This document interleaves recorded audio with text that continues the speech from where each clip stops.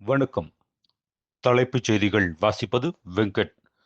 தமிழக சட்டப்பேரவை தேர்தலில் அனைத்து பகுதிகளிலும், அனைத்து தொகுதிகளிலும் வெற்றி பெற்றும் என்ற செய்திதான் மிக முக்கியம்.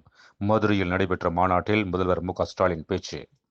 திருப்பரங்குன்றத்தில் தீபம் ஏற்று கூறி பிப்ரவரி 23 இந்துக்கள் கந்தசஷ்டி பாராயணம் செய்ய வேண்டும் என ஸ்ரீவில்லிபுத்தூரில் ஸ்ரீ சடகோப ராமானுஜர் ஜீயர் வேண்டுகோள். திமுக கூட்டணியில் தேமுதிக இணைந்தது முதல்வர் மு.க.ஸ்டாலினின் ராஜதந்திரம்.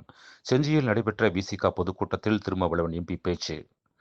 RSS தொடர்ந்த அவதூறு வழக்கில் ராகுல் காந்திக்கு பீவாண்டி நீதிமன்றம் ஜாமீன் வழங்கியது. தேசிய நெடுஞ்சாலை சுங்கச்சாவடிகளில் பணமாக கட்டணம் செலுத்துவதை ஏப்ரல் 1 முதல் நிறுத்த மத்திய அரசு பரிசீலனை. டெல்லி ஏஐ உச்சி மாநாட்டில் காங்கிரஸ் தொண்டர்கள் மேலடையை கலைந்து போராட்டம். இந்தியாவின் புகழுக்கு களங்கம் ஏற்படுத்துவதாக பாஜக கண்டனம். டெல்லியில் நடைபெறும் உலகளாவிய செயற்கை நுண்ணறிவு தாக்க உச்சி மாநாட்டின் இடையே பிரதமர் நரேந்திர மோடியை இலங்கை அதிபர் அனுகுமார திசநாயக்கா சந்தித்து பேசினார். செயற்கை நுண்ணறிவு வளர்ச்சிக்காகவும் முக்கிய தாதுக்களை பகிர்ந்து கொள்ளவும் உருவாக்கப்பட்ட அமெரிக்கா தலைமையிலான பாக்ஸ் சிலிகான் கூட்டணியில் இணைய இந்தியா ஒப்பந்தம் செய்தது. திருப்புவனம் அருகே கீழடியில் உள்ள திறந்தவெளி அகழ் வைப்பகத்தை பார்வையிட்டார் முதல்வர் மு.க.ஸ்டாலின் மனைவி துர்கா ஸ்டாலின். கோயில் விழா அழைப்பிதழ்களில் ஜாதி பெயர் இடம்பெறக்கூடாது என சென்னை உயர்நீதிமன்றம் உத்தரவு. பணப்பெட்டியை வாங்கிக் கொண்டுதான் திமுக கூட்டணியில் சேர்த்து வருகிறார்கள்.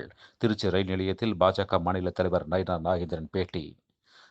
திமுக தேமுதிக கொள்கை ரீதியான கூட்டணி அல்ல, கொள்ளையடிப்பதற்கான கூட்டணி என அதிமுக முன்னாள் அமைச்சர் ராஜேந்திர பாலாஜி விமர்சனம்.